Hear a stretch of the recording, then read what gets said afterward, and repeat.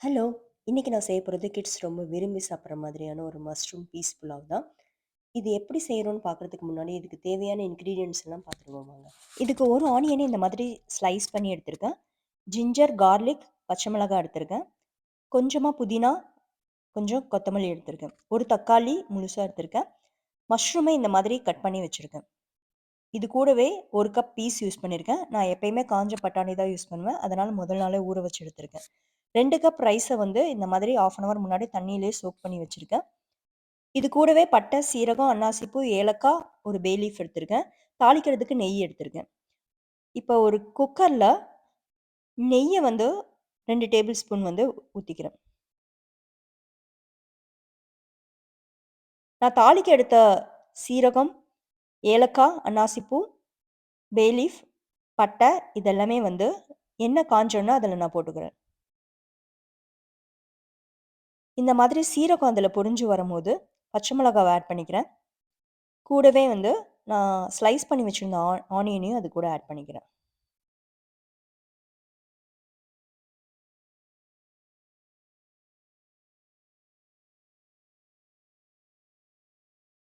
இந்த ஆனியன் இதிலேயே கொஞ்சம் நேரம் நல்லா ப்ரௌனா வரணும்.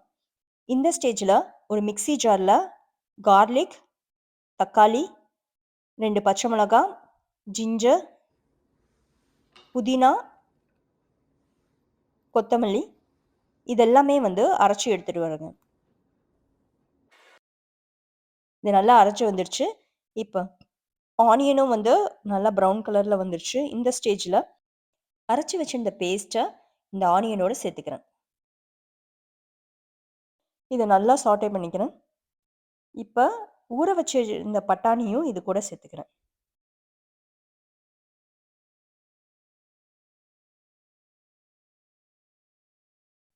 இப்போ கட் பண்ணி வச்சிருந்த மஷ்ரூம இது கூட ஆட் பண்ணிக்கிறேன்.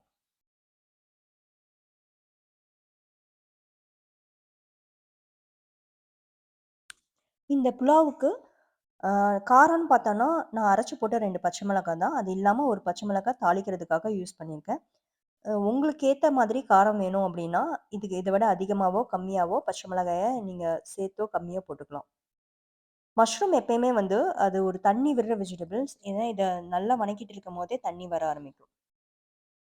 இது கூடவே 2 கப் ரைஸுக்கும், இந்த வெஜிடபிள்ஸ்க்கும் தேவையான அளவுக்கு சால்ட் ஆட் பண்ணிக்கிறேன்.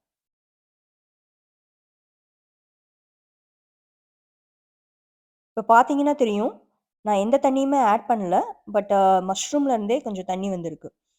இப்ப நான் 2 கப் ரைஸுக்கு 3 கப் வாட்டர வந்து பாயில் பண்ணி வச்சிருக்கேன். அந்த பாயில்டு வாட்டர வந்து இதில ஆட் பண்ணிக்கிறேன்.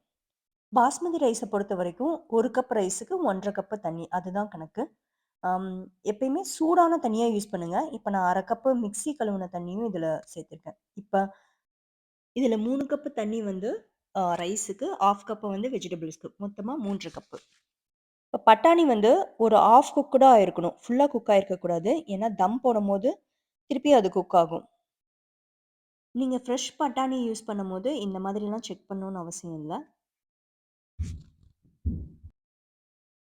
தண்ணி நல்லா கொதிச்ச உடனே, ஏற்கனவே ஊற வச்சிருந்த அரிசிய வந்து சுத்தமா தண்ணியே இல்லாம ஃபில்டர் பண்ணிட்டு, இப்ப இது கூட சேர்த்துக்கிறேன். அரிசி போட்ட உடனே இத லைட்டா மிக்ஸ் பண்ணி விடுறேன்.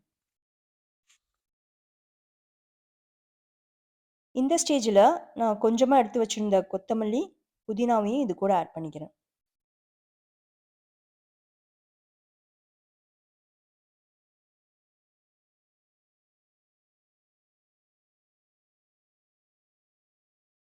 கடைசியா ஒரு ஸ்பூன் நெய்ய வந்து இது மேல விடுறேன்.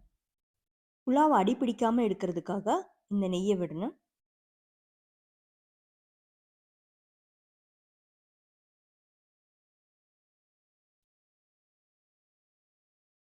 ஸோ இது நல்லா இப்ப கொதிக்கிறப்ப, இந்த குக்கர வந்து மூடி வச்சுர்றேன். இப்ப நீங்க அதுல இருந்து ஸ்டீம் வர வரைக்கும் வெயிட் பண்ணணும். இப்ப இதுல ஸ்டீம் வந்துருச்சு. இப்ப ஓப்பன் பண்ணி பார்த்தோம் அப்டின்னா, ரைஸ் மேல தெரியும். இப்ப இத ஒரு ஜென்டிலா ஒரு மிக்ஸ் குடுக்கணும் இத.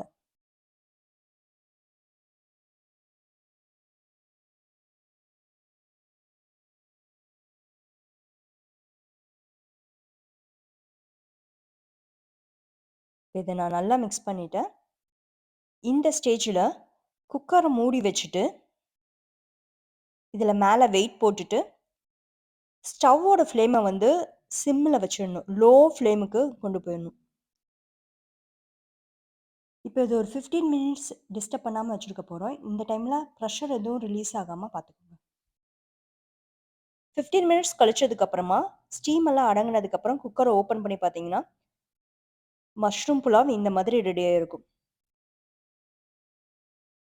இப்ப இத கரண்டிய வச்சு ரொம்ப கலக்காம, இந்த மாதிரி அடியிலருந்து லைட்டா எடுத்து விட்டீங்கன்னா, அந்த மசாலா வந்து எல்லா பக்கத்துலயும் மிக்ஸ் ஆகும்.